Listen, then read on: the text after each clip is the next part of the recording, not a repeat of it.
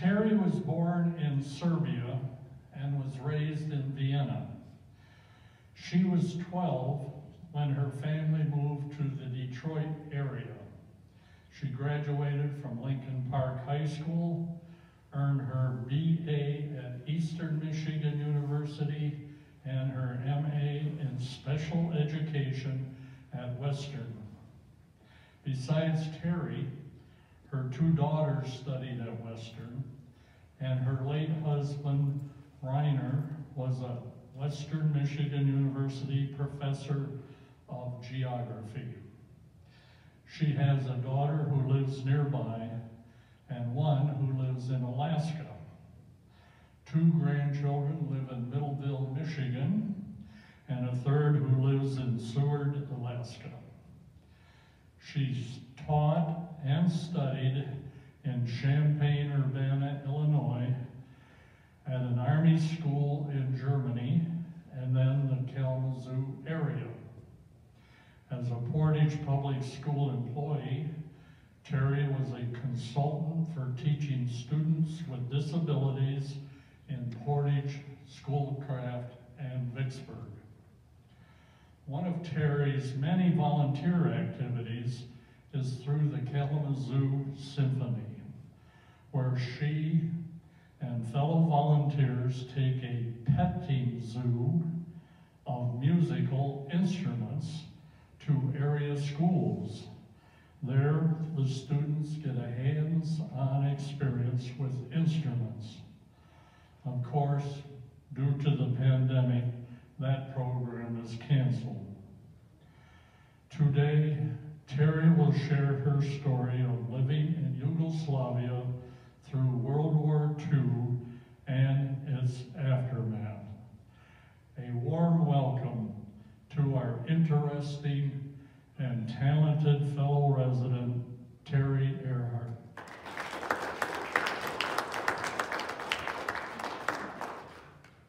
Thank you. Good morning. I have to get a plug-in for one of the groups. Closer. I need to get a plug-in for one of our interest groups. Current events is on Fridays at 2 p.m. in the terrace room on the lowest level. So we would welcome any of you if you would like to come. It's canceled for now because it's a small group.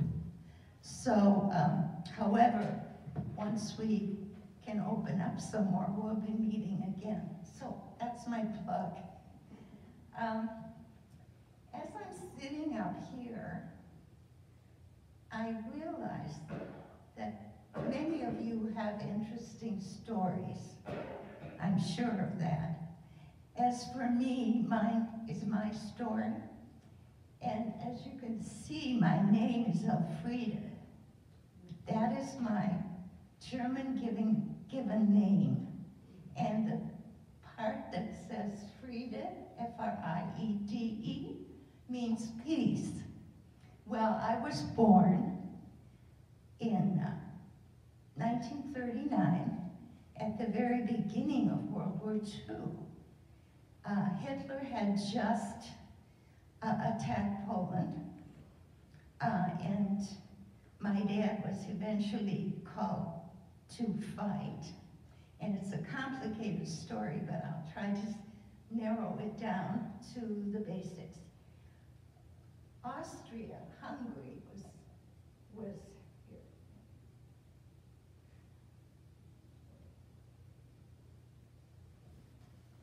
Let me show you where I was born. You see the green part? There's a word that's V-O-J-V-O, Wodina. It's that area where I was born. And at the time I was born, at the time I was born, it was Yugoslavia. All those little countries had been united after World War I. So you can see there some of the settlements that the Germans made. That's in the orange down here. And we were in the midst of it.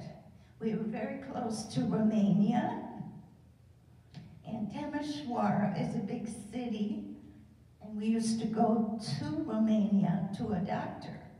So Romania and Yugoslavia have always been close.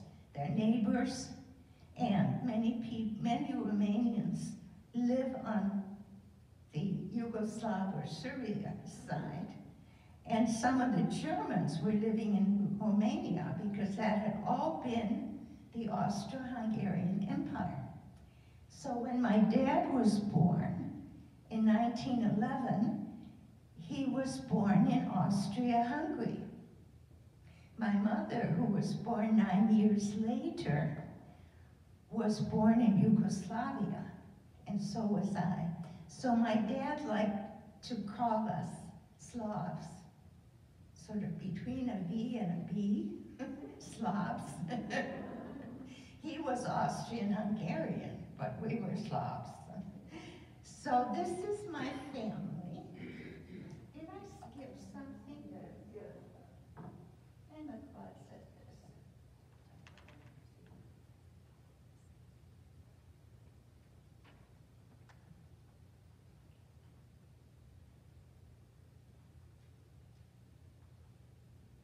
So this is the map that shows you Austria-Hungary with the dark red lines. And later, when the Soviet Union broke up, Yugoslavia broke up too. And so now you have Bosnia, you have Croatia, you have Serbia, and Slovenia. They're all separate now, including Albany. That's pretty much the number of countries that split up. Do you see Belgrade? It's toward the bottom. That's Serbia, part of Serbia. And we were just north of there. And you see the Danube is with that red line by Belgrade. So that signifies where we were, because we were in the Danube Valley. And basically, we got there in 1700s, because at that time, Austria-Hungary had their empire in that area, a whole big area. And so, where was I with this? Yeah, so the Danube itself had quite a wide valley, and that's where we were, in the Danube Valley, but not right on the river, further north. And the soil there was originally, well, it was swamp. And when Maria Theresia, the empress in those years, late 1700s, was anxious to have that area used for agriculture. And she couldn't seem to get anywhere with the inhabitants. So she decided to send Germans there, because they would dig canals and clear the land and prepare it for agriculture and build their own homes. So they went there under the Homestead Act of hers. And they started, I think, in 1770. I think my forefathers came there in 1790. So toward the end of the 1700s. The town that I lived in was Ittebe, I-T-T-E-B-E, and the Serbians call it Srpski Ittebe, because Srpski is Serb in Serbian. We had a variety of people in town.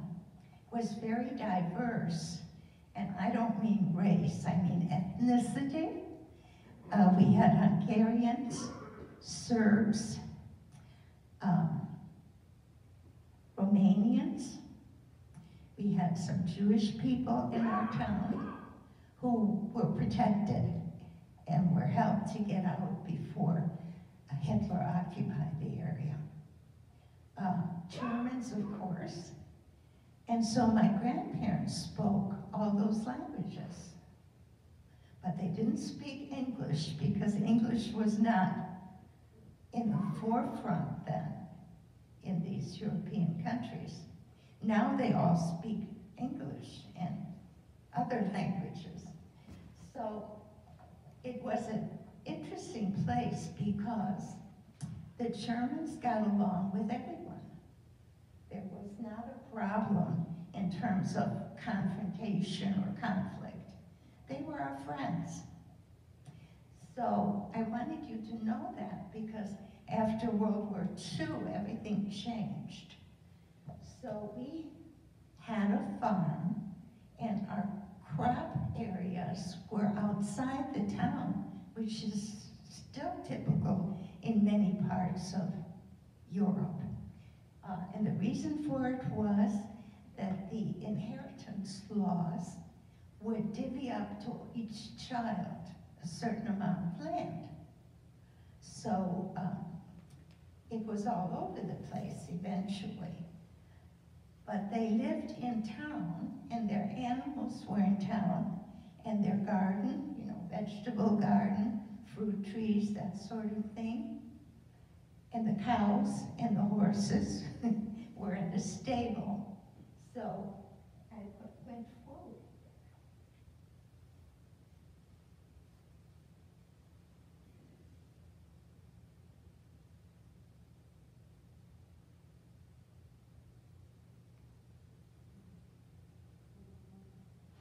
Okay, so just to tell you a little bit about the family, and I have to take my finger off that. These are my great-grandparents. So they would have come probably in the early 1800s. They're my great-great-grandparents. And his name was Andreas, and her name was Elizabeth. And so they were there fairly early on.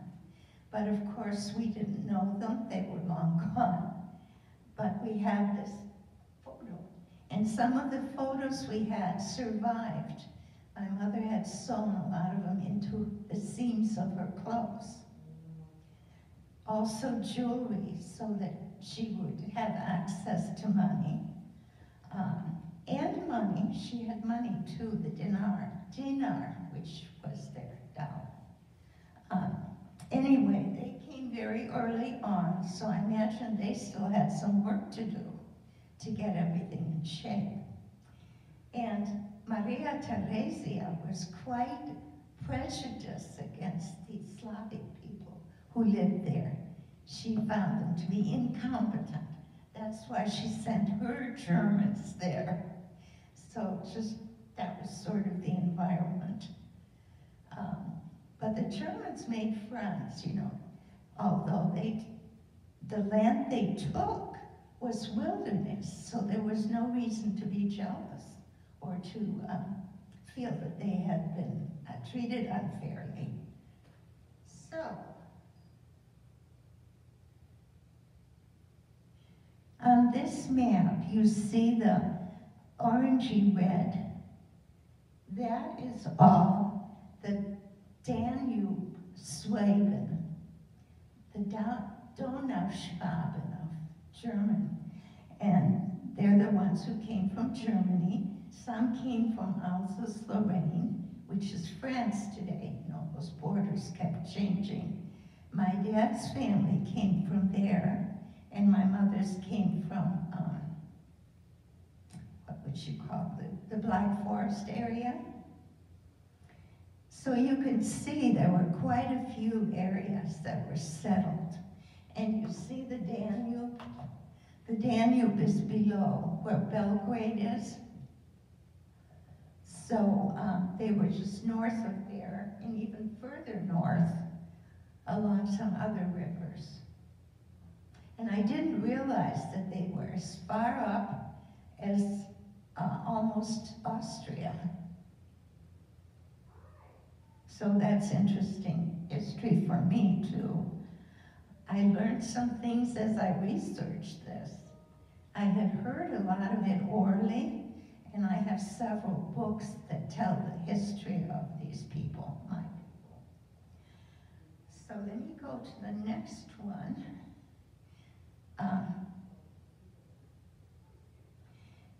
You see the black dots?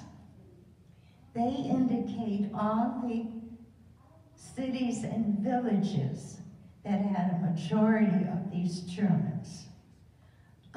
The large circles designated 5,000 to 10,000 people, and then it went gradually down to 100 or less with that tiny little dot up there. So it gives you some idea of how widespread the settlements were. So we did that. Now, this is me.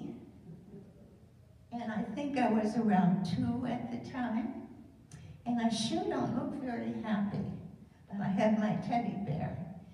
And you can see there's a line in the photograph that was damaged. And it's kind of brown. It's very old.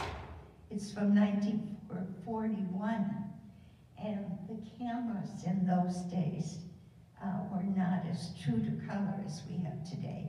And we have our photographs on our technology, so it doesn't turn brown, right? So anyway, that was me with my teddy. And here on the left, again, that's me with my doll at Christmas. And the culture there was totally different in terms of Christmas. The Christ child came Christmas Eve and brought the gifts. It wasn't Santa. Santa came in early December, St. Nick, and that was a whole different holiday. So my dad would take me out to the stable, put me on one of the horses, and lead me around if there wasn't too much snow. And my mother would get the tree up, even the tree wasn't up, and the gifts and everything, and the sweets that she baked.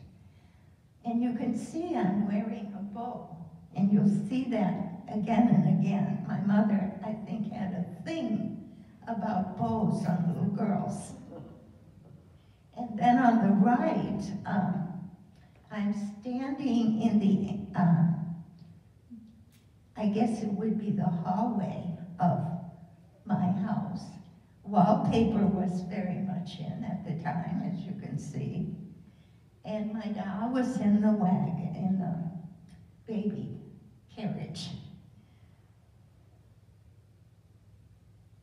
So this picture I really treasure because the horses and my family were in the Bega, that is the canal that the original forefathers dug. And we used it for cooling off the horses and going swimming. And so my grandpa is on the right on one of the horses.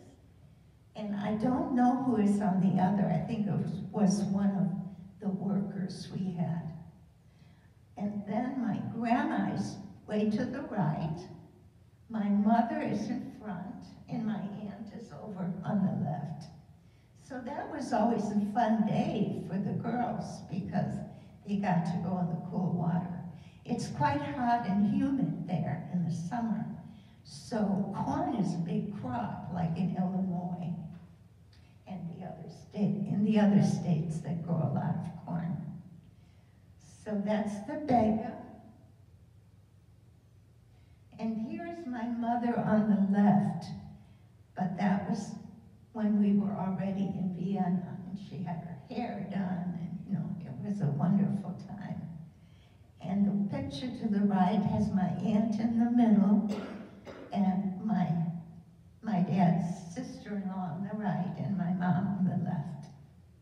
They all were coiffured, you know. They were in Vienna. You had to look right, you know. You couldn't look like a farm lady. And that is my cousin on the left. We grew up together like brother and sister. And then to the right is my other cousin, Sepp. His name was really Joseph, but his nickname was Sepp, S-E-P-P. My other cousin was Edwin, and that's what we called him until we came to the States. Everyone called him Ed. So, your namesake Ed over there. Now, this picture is taken shortly after we arrived in Vienna. So look at my legs, look at my arms, and my face is thin because we were in the concentration camp for 2 years. We slept on straw on the floor. The boys were separated from the girls and the grandmas.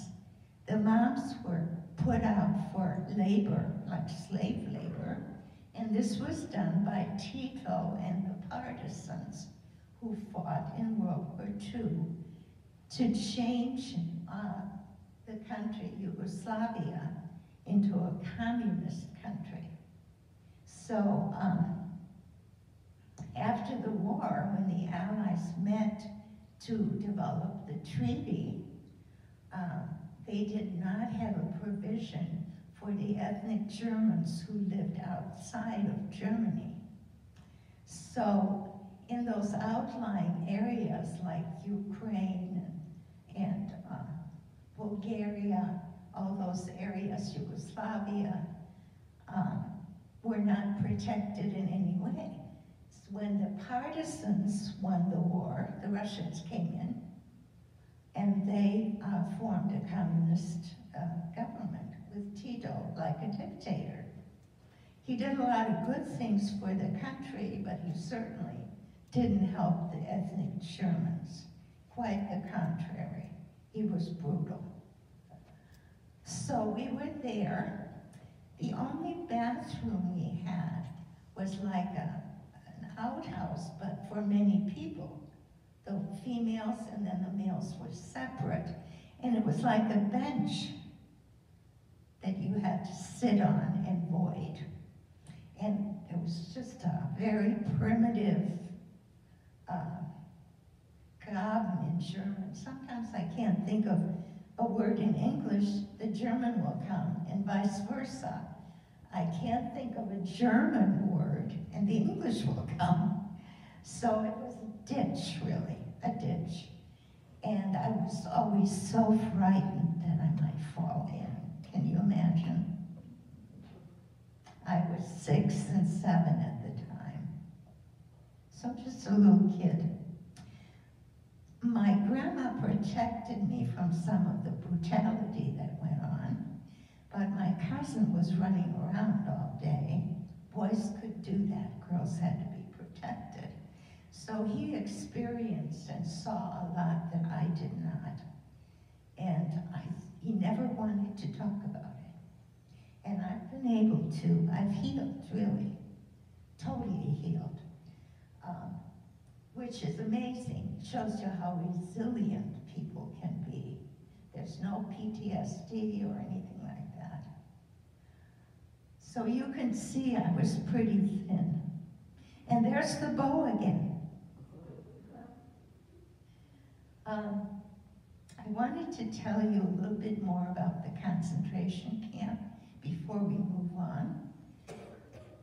It was not far from our village, Itebe, Srpski Itebe, and we were taken there by the partisan soldiers. Now, they were called partisans to part from the current government, and they were like, Tito was like the dictators in Central and South America, and of course Cuba. Very similar.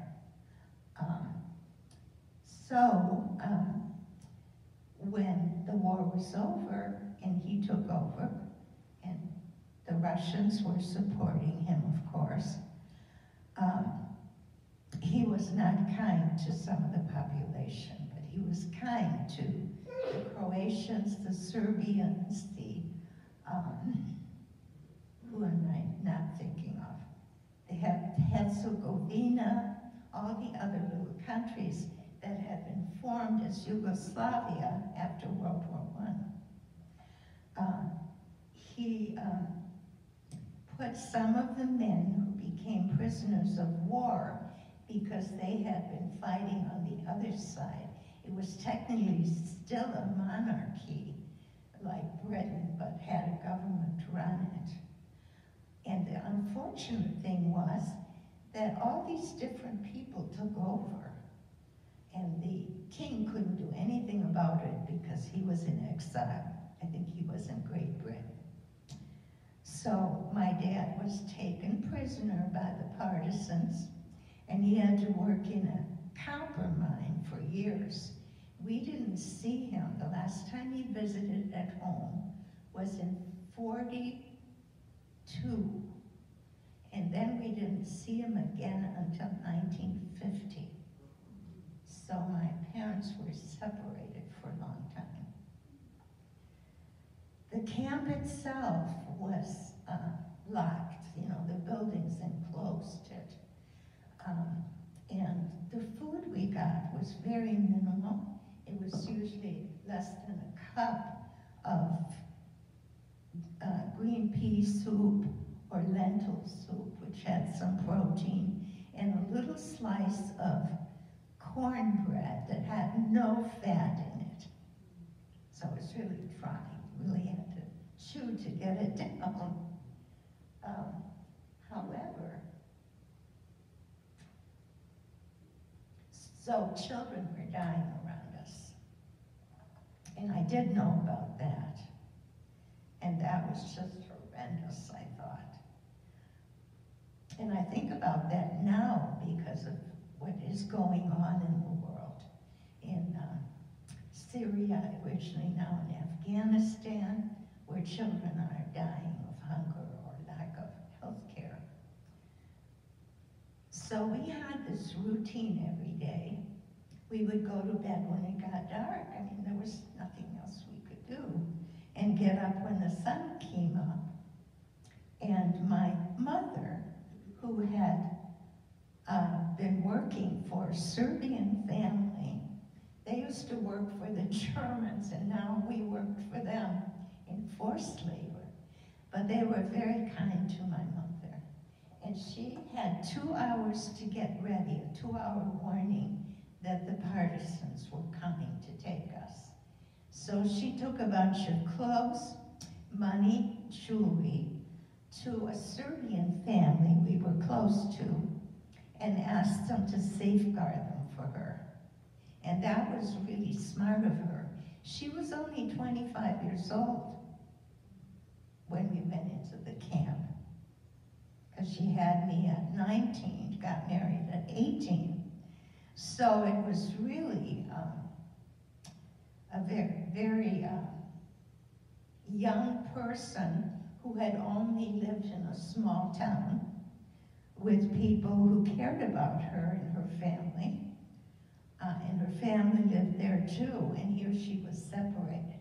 Initially, my grandma, my cousin, Ed, and I were separated from my mother. So she didn't see us for a month. And when she was finally allowed to see us, I was growing an army haircut because the partisans shaved the hair off all the children to prevent the spread of lice or whatever.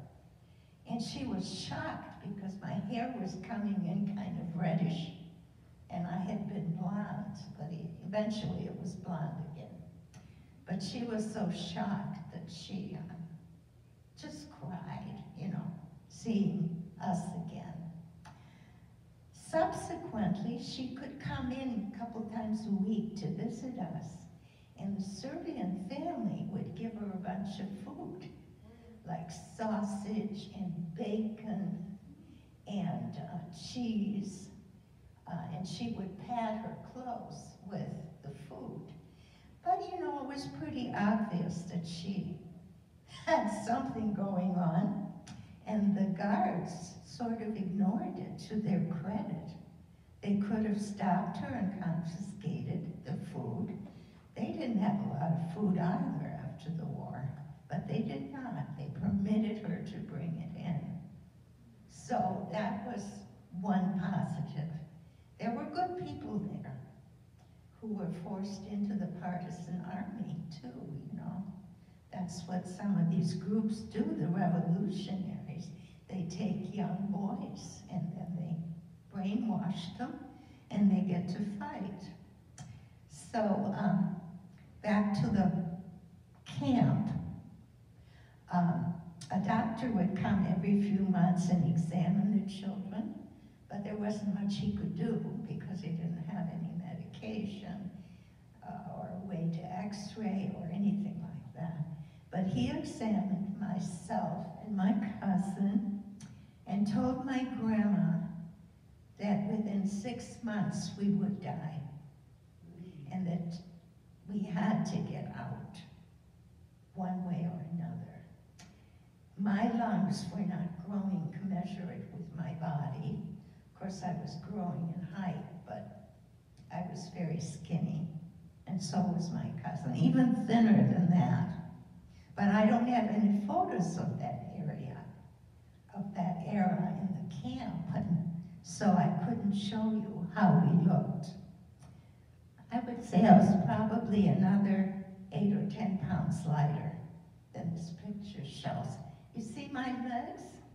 How thin they are? Unbelievable. So what happened then, my mother came and she made arrangements for our escape. And that in itself was an adventure. I don't want to repeat it though. No, thank you. What she did is hire a guide who would lead us to the border of Romania. And he would leave us then, and we would cross over. Had relatives right near the border, as I explained to you how that was one Austria-Hungary at one time.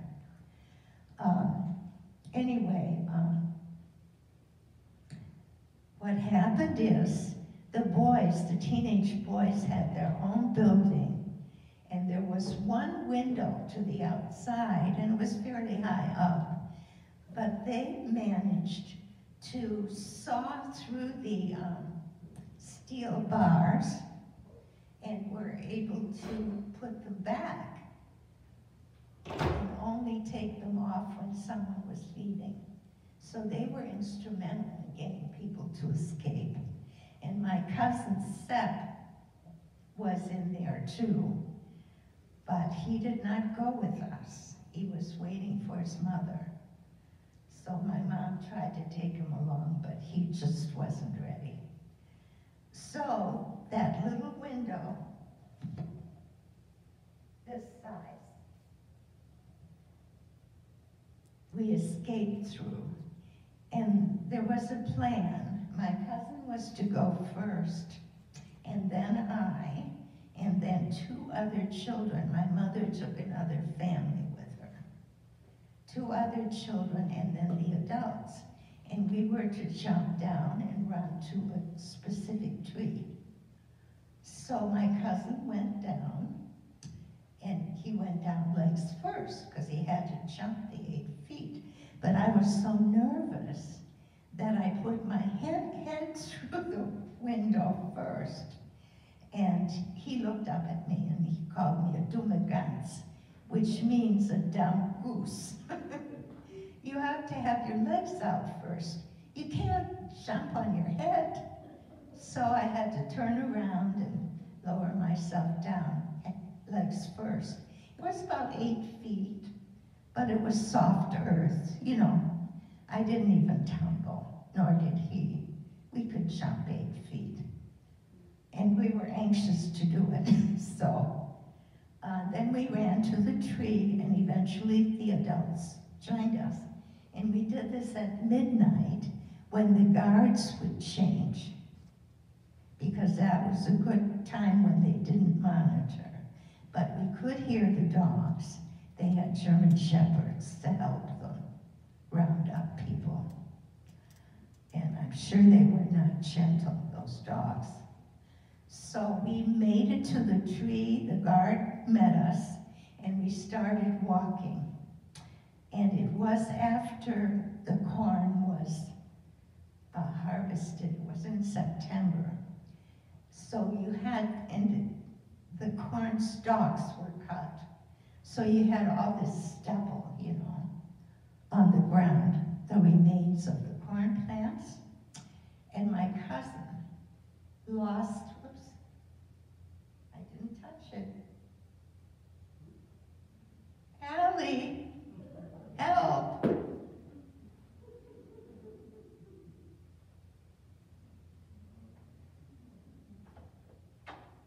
Allie? Go together.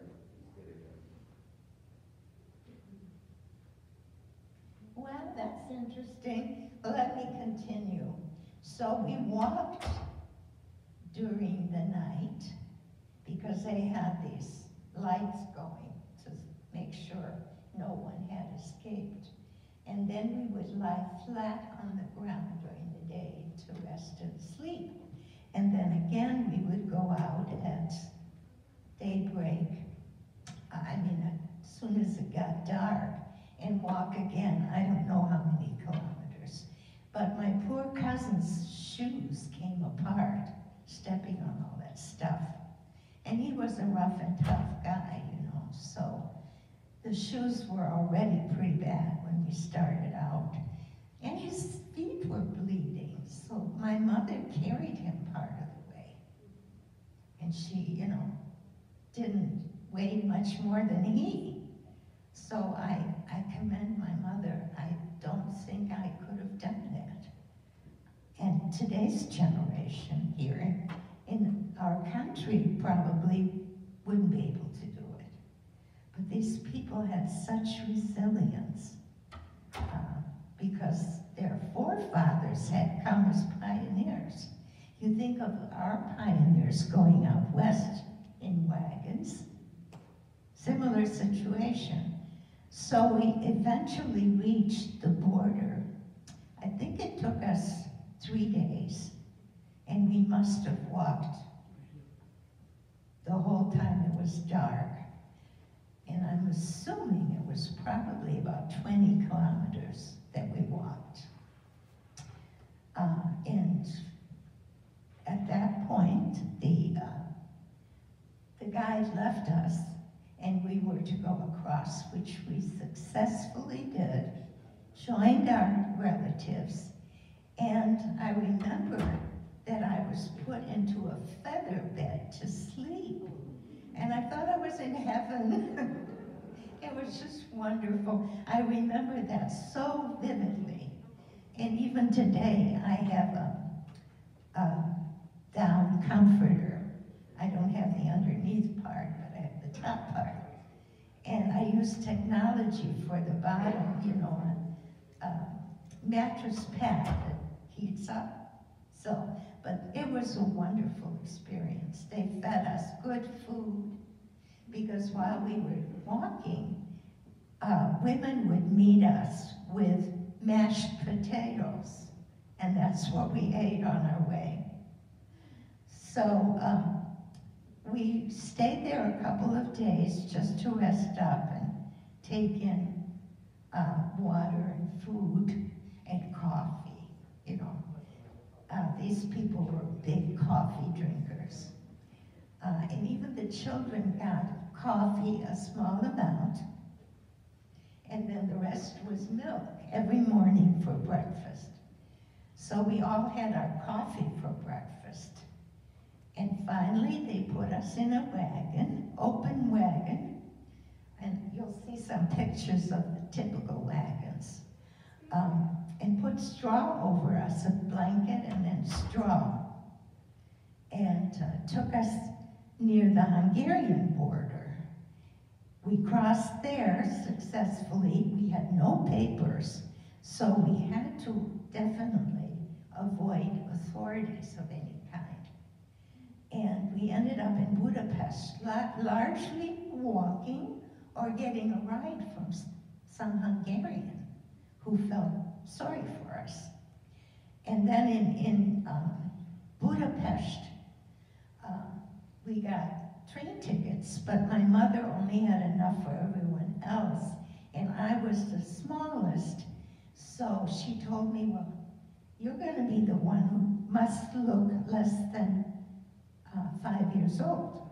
So I crouched down and, you know, trying to look not as tall as I was. And when the conductor came, he said, oh, young lady, how old are you? Well, I had to tell him that I was 7. And he looked at my mother, and she took her wedding band off to give to him. And he said, my dear lady, you must never do that. So he took up a collection in our train to pay for my ticket. So, you know, the world has a lot of good people, and that gave us hope. Those small gestures of kindness from other human beings was precious, and I will always remember it. So when I see the refugees now, I'm reminded of us, the people who are trying to get in Texas and California, who come all the way from Africa and Haiti, and down from Honduras and Guatemala. I see them in this long line walking, and I think, oh, those poor people. And then they won't get in, obviously. We won't let them in. So I have a lot of empathy. Oh, we're beginning? Yep, you can just click through if you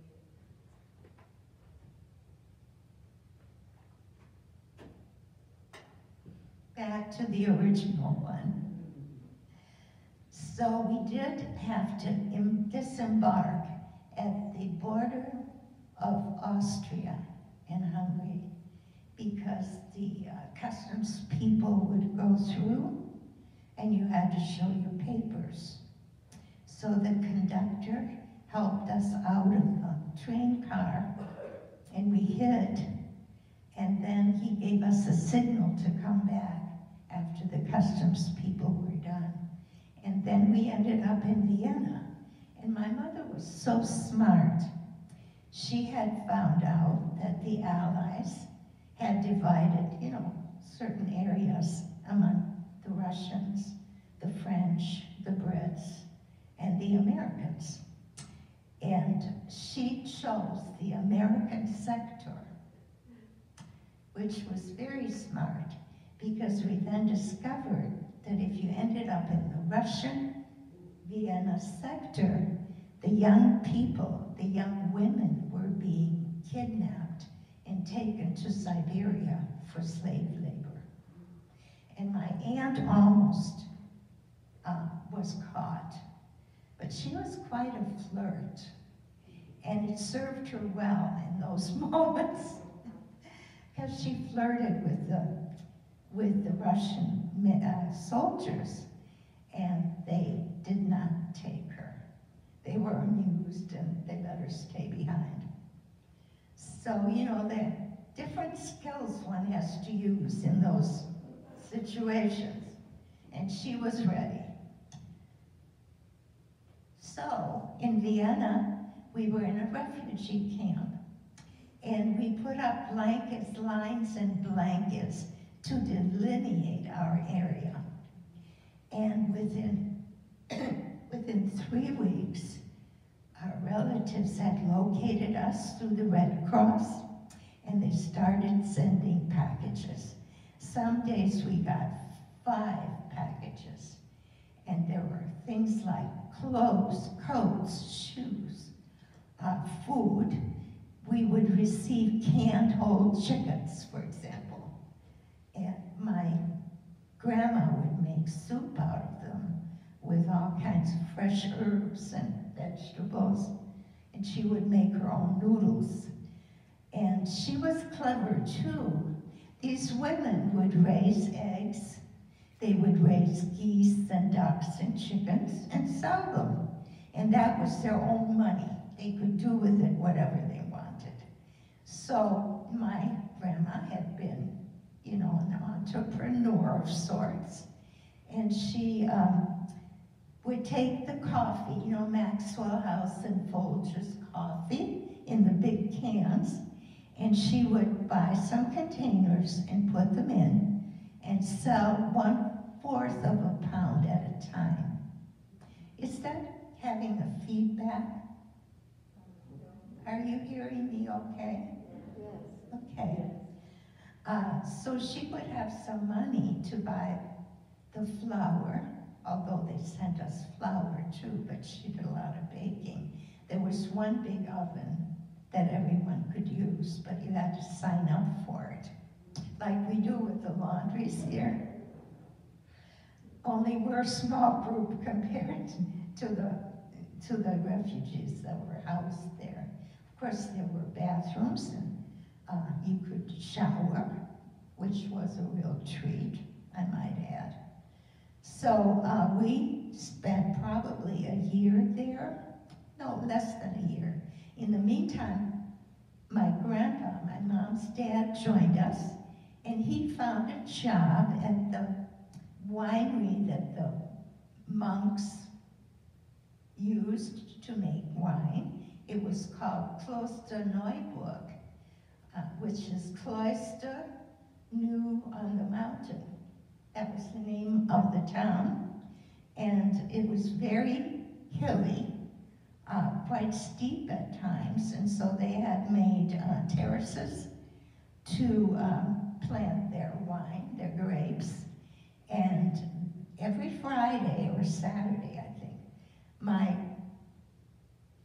grandpa could take some wine home.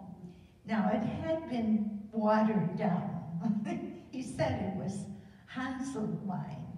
Hansel is sort of, you know, in their children's literature, a fool. So this was Hansel wine. And I loved wine. And guess what? I still do. So I would help him carry the bottles up. And sometimes he had, you know, 10, 12 bottles.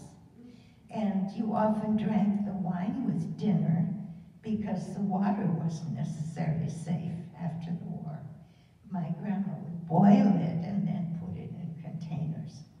So what I did, I was basically a good kid, but I had my little naughty moments too.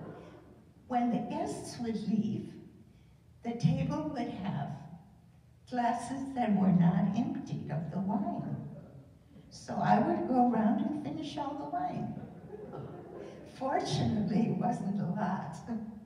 There wasn't much left in any of the glasses, but I poured it all in one glass, and I drank it before Grandma and Grandpa could come back in. So this was outside Vienna, in a mountainous area. We lived on top of a mountain, not on top, but pretty far up. So Grandpa would have to carry all these bottles of wine. I had to help him. And we would walk down the mountain for school, and it was a little village school, so that was nice. We didn't have to go to the Viennese schools right away. Well, eventually my mother found a job where she had her own little place.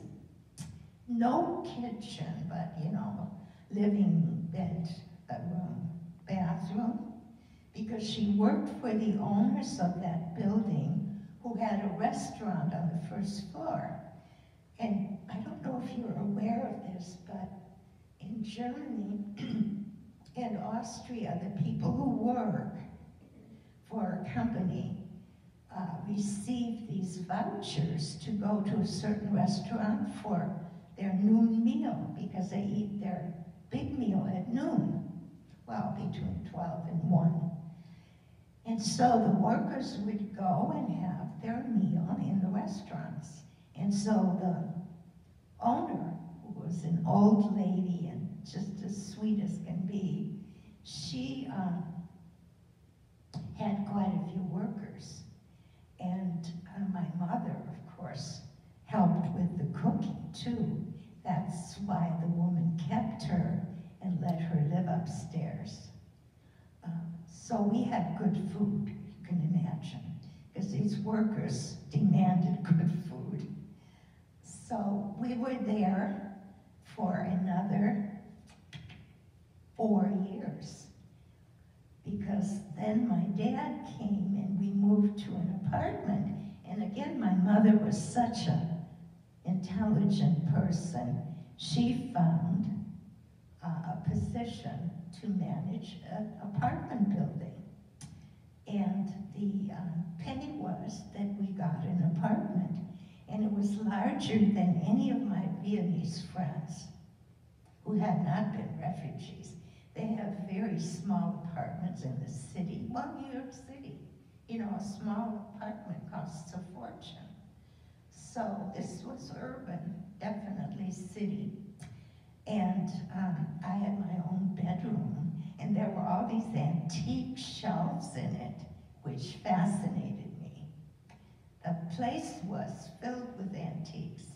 I wish we could have taken some of them with us to the US, but that was not to be. So I attended a Viennese school, and you'll see it in a little bit. All girls with all female teachers. They separated the boys and the girls at that time. It was not co-ed. And that was elementary school, and I went through 5th grade. And when we finally got to come to the US, we went to the train station to take it up to Bremen, way in the north, where the ships would dock. And my whole classmates came, and my teachers, to see me off. So there were lots of hugs and tears and whatnot. I wanted to go to America, but that was a difficult moment, especially for my mom. My dad had come in the meantime, and I was having a crisis over that, because now I had to share my mother with this man, you know. So he really had to woo me. He would take me on Saturdays to a marionette theater. I was crazy about that. And we did go to the opera a few times, but we couldn't afford a seat, so we had a standing ticket. So we would stand through an opera, and I got very impatient sometimes, but they wanted me to be there and hear the opera. I do enjoy opera now as an adult, so eventually we left and we came to Detroit, and our relatives were very, very generous in helping us find jobs, you know. They didn't have to support us, thank goodness, just for a week or so, and then we were on our own. And I think that's happening with the Syrian families.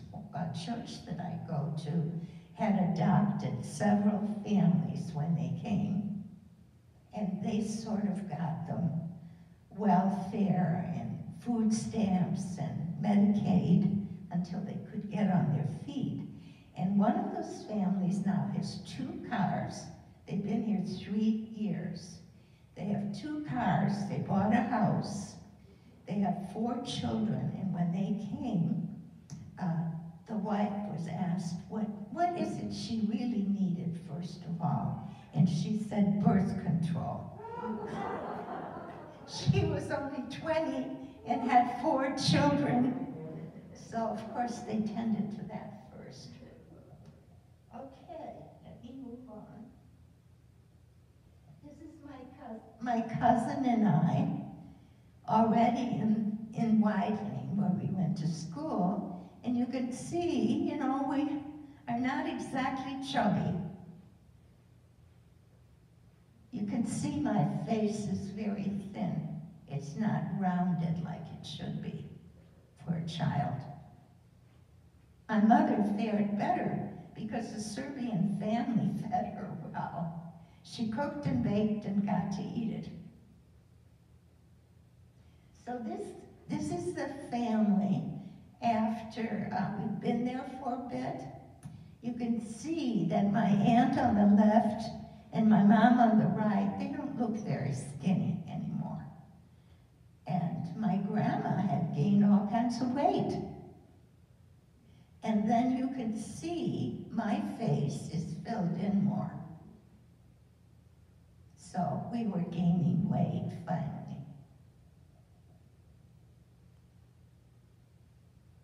Here you see us after a picnic up by the mountain where my grandparents lived. And they were friends and family. And you can see myself in the front, my mother behind me, and my cousin Ed with his tongue out. And then my aunt and the other aunt, they're all in that front row. And then further back is my grandpa and some cousins of my parents. We had a celebration, sort of a reunion.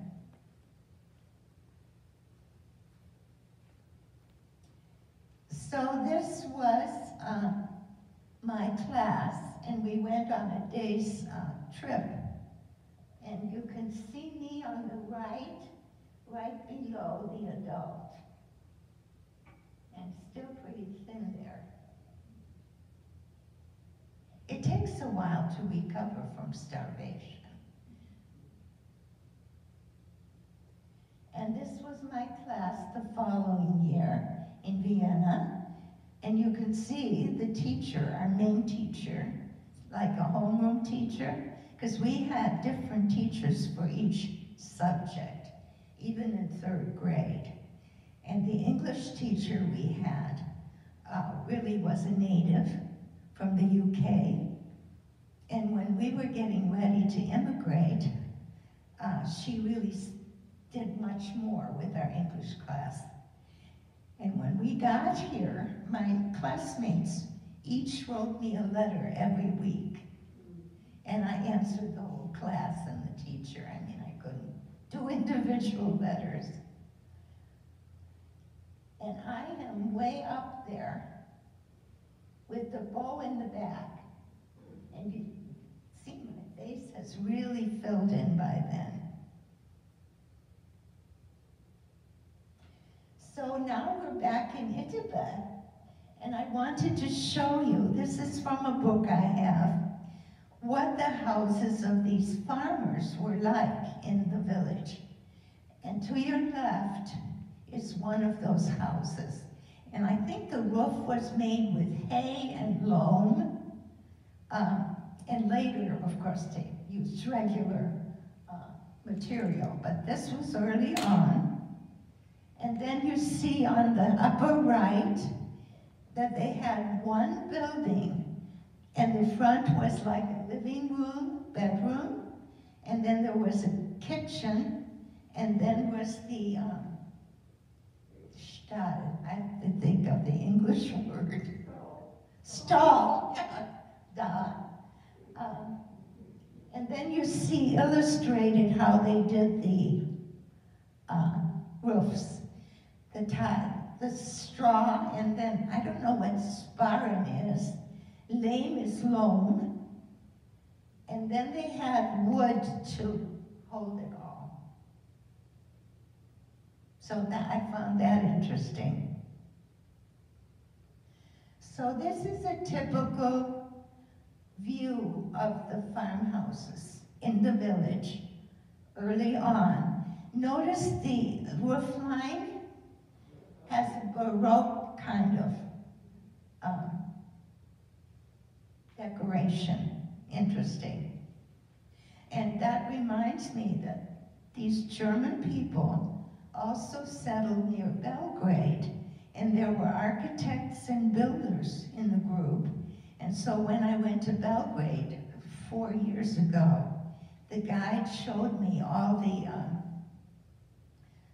the Renaissance and Baroque buildings that the Germans had planned and executed, you know. they finished the project. So that was exciting.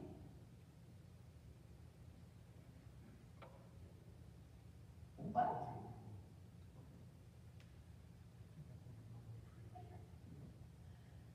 So this is a more modern day one.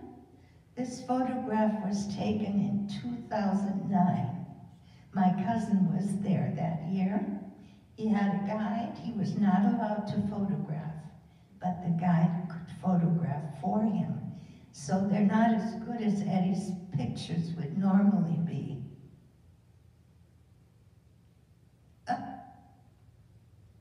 So here is another street scene, and now you can see that the roofs are very different. Okay, now this is in the day when they did their own, they raised sheep for wool, and then they would spin it. That upper picture, they're spinning, and the women with no headgear, which they called babushkas. You probably heard that here from Poles and Hungarians. So once the women were married, they had to cover their head. And those who were not could leave their whole head free. And then below, you see the young women who are marriage age. They married quite young, and they did that here in the States too, I think. They are dressed in a dirndl-like dress with an apron, and the gentlemen behind them have a decorated hat. One of the ladies decorated that hat and gave it to that gentleman to indicate she was interested. So it was a way to, nowadays we do it online, and here it was with a hat. And the women were in control. They picked the guy. This is what the men wore for special holidays. They look like Prussians to me, from East Germany and Russia. I wanted you to see two little girls carrying huge loaves of bread. You can see they're well nourished and they look happy. I think they want to eat some of that bread. The bread was always baked on Friday in their own oven. The oven was heated with wood. Now, I challenge you to bake bread in that kind of oven. Wood burning. We do pizza and wood burning ones, you know, that's the fad.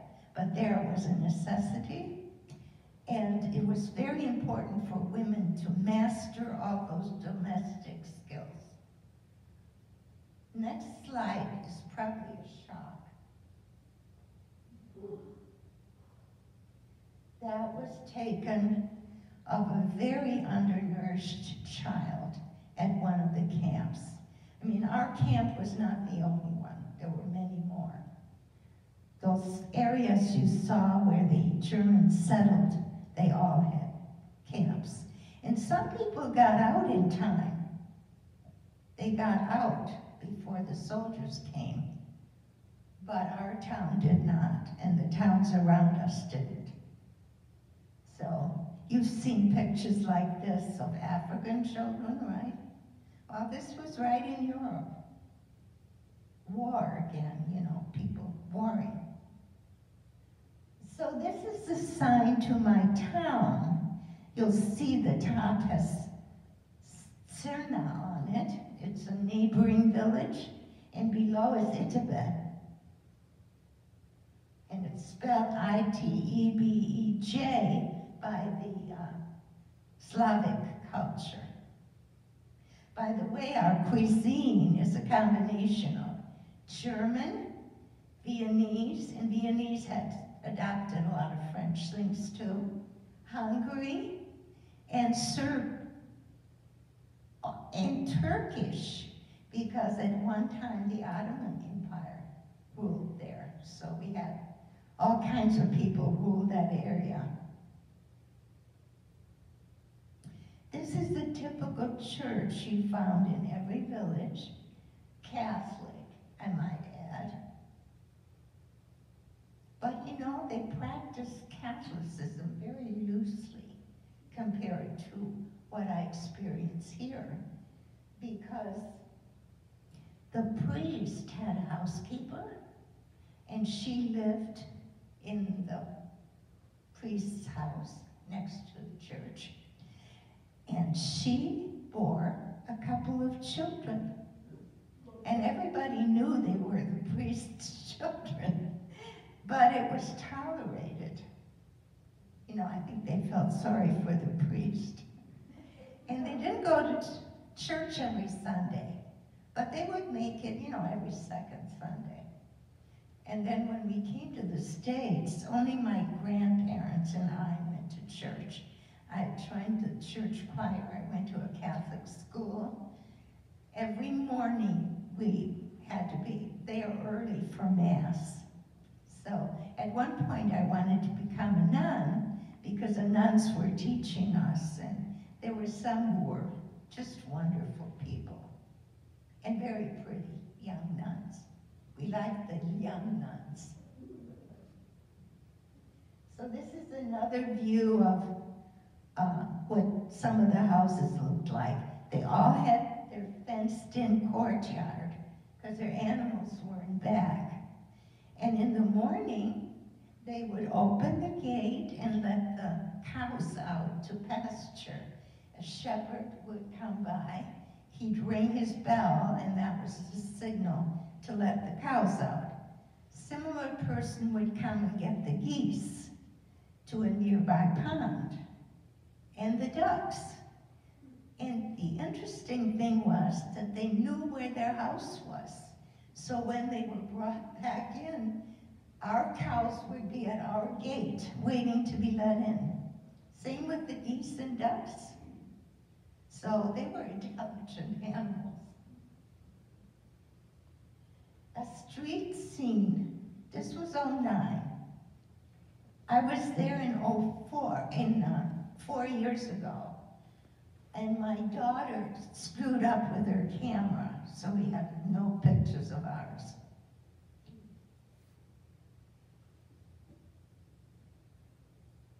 Again, some people that he encountered who were very friendly and welcoming. They knew he was German, you know. German, ethnically German. German-American, actually, at that point. This old lady was probably similar in age to my cousin Ed and I. And she remembered Ed when he told her where he had lived, etc., and his family. She said, "Oh, I remember you. You're the boy who lost his index finger to a threshing machine. Let me see your finger." Sure enough, you know, the first joint is gone in his right index finger. He was a naughty boy, I tell you. A handful. I don't know why it does that. So she was very friendly. And he still spoke Serbian, somewhat. I didn't. But he was out on the street with the Serbian boys all the time and at the playground. So he retained it because my aunt married a Serbian man here in the States and was raised by him. So they spoke it in the home, German, English, and Serbian. So this is the typical wagon that they use. It's very simple. It's not even covered like our pioneers here when they went west. Some more neighbors encountered. This is an example of what's happened to these villages. The original farmers have either died or are very old. And the young people don't stay, they go to the city. So when we were there 4 years ago, it looked like a ghost town. I'm just so sorry that we don't have any photos of it. I have to go back, I guess, right? So this is an abandoned funhouse. I thought this was really fun. This is from the book. They're transporting a pig. Either had bought a pig or was going to market to sell it. And here is another wagon with melons. The watermelons there are unbelievable. They're just as sweet as honey and crisp, you know. I remember eating them, you know, for supper sometimes. Watermelon in a piece of bread with butter or cheese.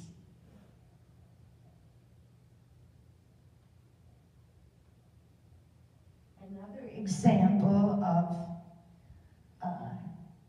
a wagon. That's the kind of wagon we took from Romania to Hungary. This is a modern house. Actually, the original house was over there on the right, and then they added on. It's really pretty.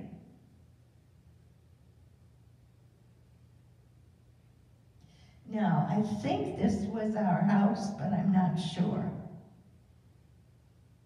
But from what I had been told by Ed and what I remembered, I think that's the end. So, what I want you to know is how well my family did when they came here.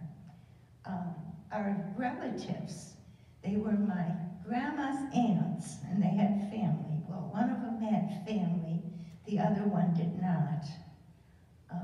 She worked for a millionaire's family in New York City, in Manhattan, and she had a very good salary. And she was what they then called a spinster. You know, single woman who'd never married, and she would dote on the children of her sister, the family that came. And she funded our trip over here. Not only that, a lot of the clothes she sent were from New York City. So I had a frilly dress, for example, that had hearts on it, and each heart had love in a different language. And my Vietnamese friends just were stunned by having a dress like this. And I was embarrassed because our usual gear was a navy skirt, pleated short, a white blouse with some lace on it and suspenders. That's what we wore in Vienna as children. So, I think I've pretty much told you what I had in mind. Does anyone have any questions? I do, Terri. Terri,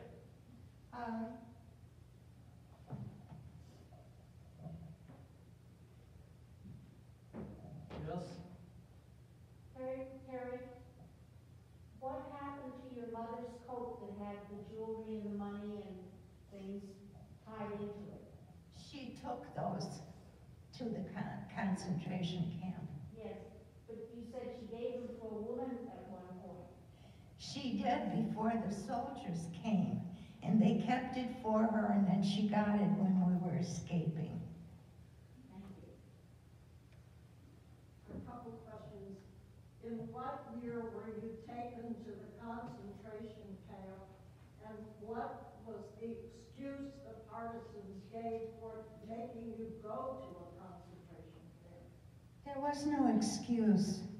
As I told you, the Allies didn't provide for these ethnic groups, and I don't know whether it was on purpose or whether it just didn't happen because there wasn't a huge population.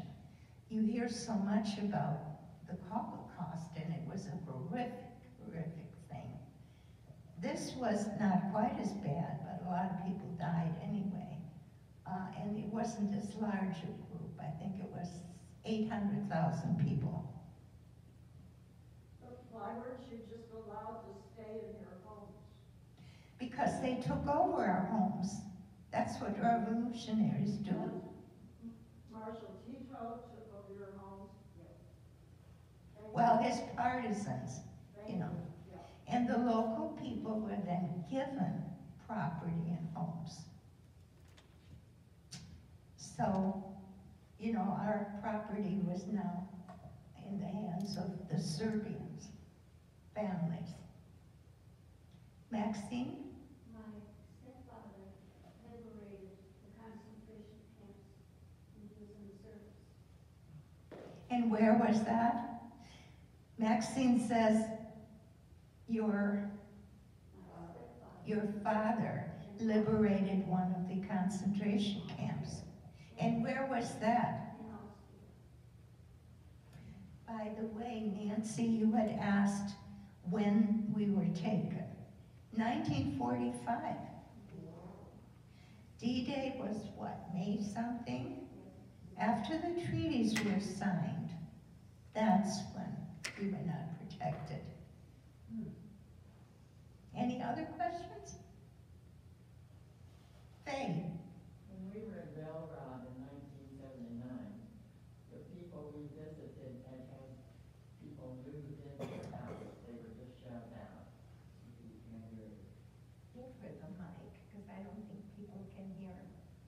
What's the, Okay, in 1979, we were in Belgrade, Yugoslavia, and people that we were visiting attached to the embassy there said that people were moved into their house and they were just shoved out. could you hear that? I'm not happy.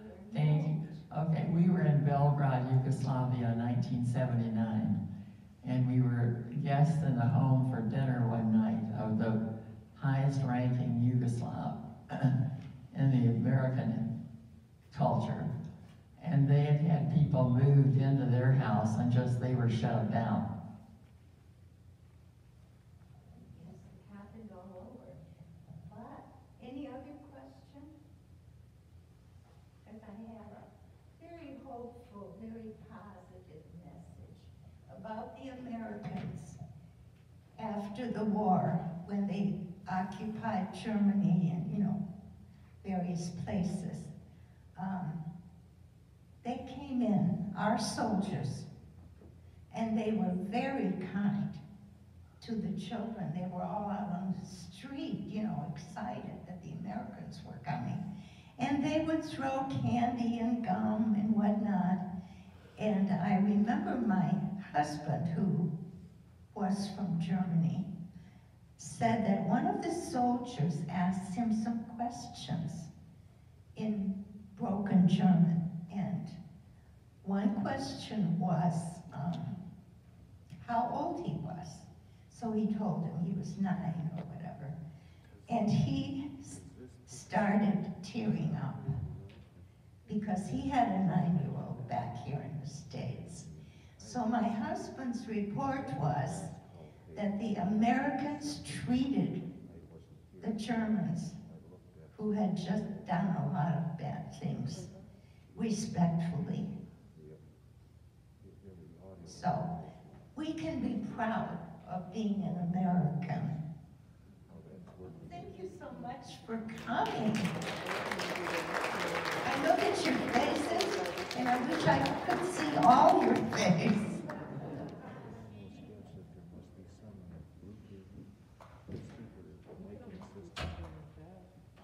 Thank you, Terry, for an interesting story. Did I go too long, you guys?